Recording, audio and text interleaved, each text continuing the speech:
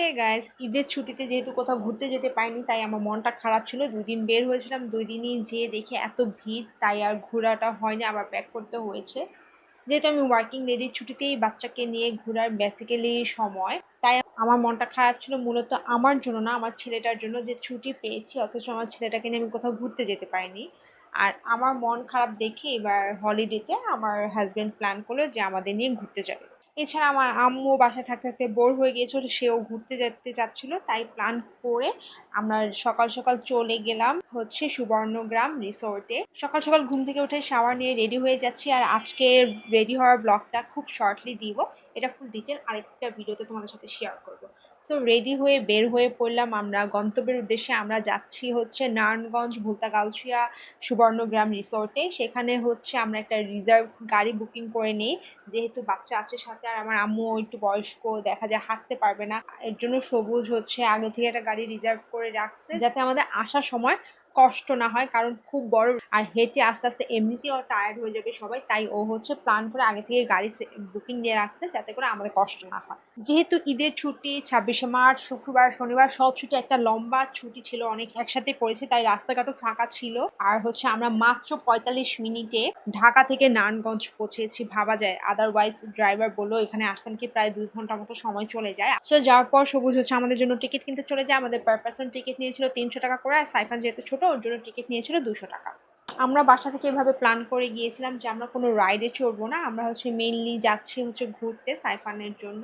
সাইফান একটু খোলামেলা পরিবেশ পাবে, একটু হাঁটাচলা করতে পারবে, একটু ঘুরবো, তারপর হচ্ছে সুইমিং পুলে নামবো, আর হচ্ছে সাইফানের জন্য আমরা সাফারি পার্কটা ঘুরবো। এর জন্য আমরা প্রথমে গিয়েই একটু হাঁটাহাঁটি করে আমরা সাফারি পার্কের জন্য হচ্ছে গাড়ি খোঁজা শুরু করি। এরপর জানতে পারি যে সাফারি পার্কের জায়গাটা অনেক ভিতরে, আর রোদের মধ্যে, এত কড়া রোদ ছিল, রোদের মধ্যে এত হাঁটা সম্ভব না। এর জন্য আমরা হচ্ছে একটা গাড়ি নেই, ওইখানকার একটা গাড়ি আছে যেটা দিয়ে তোমার পুরাটা পার্ক ঘুরিয়ে দেখানো হয়। সো ওই গাড়িটা আমরা বুকিং করি, আর আমাদের এটার জন্য পার পার্সন টিকিট নিয়েছিল 100 টাকা।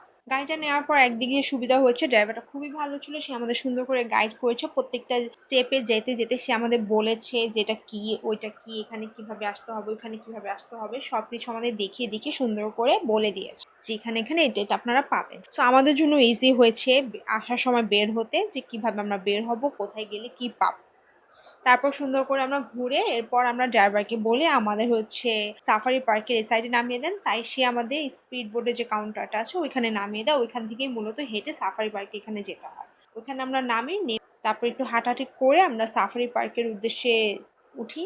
সাফারি পার্কের হচ্ছে আমাদের গাড়িতে এক পার পার্সন টিকিট নিয়েছিল 100 টাকা। সাইফান যেহেতু ছোট, সাইফানের টিকিটটা ফ্রি ছিল। এরপর আমরা সাফারি পার্কটা ঘুরি। সাফারি পার্কটা যদিও বেশি একটা বড় ছিল না, মাত্র 10 মিনিটের মতো একটা রাস্তা ছিল গাড়ি দিয়ে যাতায়াত, 10 থেকে 15 মিনিট একটা রাস্তা ছিল। ছোট হওয়ার পরও যে জিনিসটা আমার ভালো লেগেছে যে এটা ছিল সাফারি, যে গাজীপুরে যে সাফারি ওয়ার্ল্ড আছে ওটার মতো খোলা স্পেস, মানে আমরা গাড়িতে থাকছি আর তোমার পশু পাখি বাহিরে খোলা থাকছে। সাফারি পার্কের গাড়িটা হচ্ছে উপরে যেহেতু ছাদ ছিল না, রোদের তাপে মাথা পুরো গরম হয়ে গেছিল, এই জন্য আমরা বের হয়ে একটু রেস্ট নিই। আর এই সুযোগে সাইফান একটু দৌড়াদৌড়ি করছিল, আমি একটু ছোট ছোট ক্লিপ নিচ্ছিলাম ভিডিও শুট করার জন্য।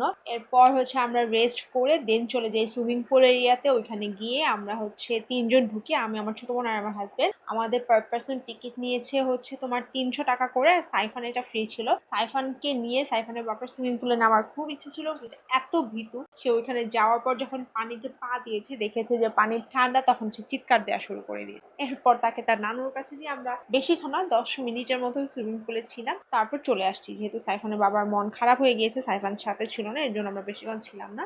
এরপর আমরা বের হয়ে লাঞ্চটা করে আমরা বেরিয়ে পড়ি, যেহেতু খুবই রোদ ছিল, রোদে আমাদের অবস্থা খুব খারাপ হয়ে গেছে, আমার তো মাইগ্রেনে ব্যথা শুরু হয়ে গিয়েছিল। ঝটপট আমরা লাঞ্চটা সেরে, এর মধ্যে সাইফানও ঘুমিয়ে পড়েছে, তাই ঝটপট আমরা লাঞ্চটা সেরে বের হয়ে যাই বাসায় আসার উদ্দেশ্যে। বাসায় আসার পরে আসর আজান দেয়, আলহামদুলিল্লাহ খুবই শর্ট টাইমের মধ্যে আমরা ঘুরতে পেরেছি। সো আজকে ভিডিও এতটুকু ছিল, আমি এতটুকু ক্লিপ নিতে পেরেছি, যেহেতু সাইফান ছোট, সাইফানকে সাথে নিয়ে কোনো ভ্লগ, আমি ফুল ভ্লগ কমপ্লিট করতে পারি না, ওইভাবে ম্যানেজ করে প্ল্যান করে করা হয় না, তাই আমি যতটুকু পারি অ্যাক্টিভ থাকার জন্য হোপ তোমরা সাপোর্ট দিয়ে যাবা ইনশাল্লাহ, যাতে আমি আরো ভালো ভালো ভিডিও আনতে পারি সেটার জন্য।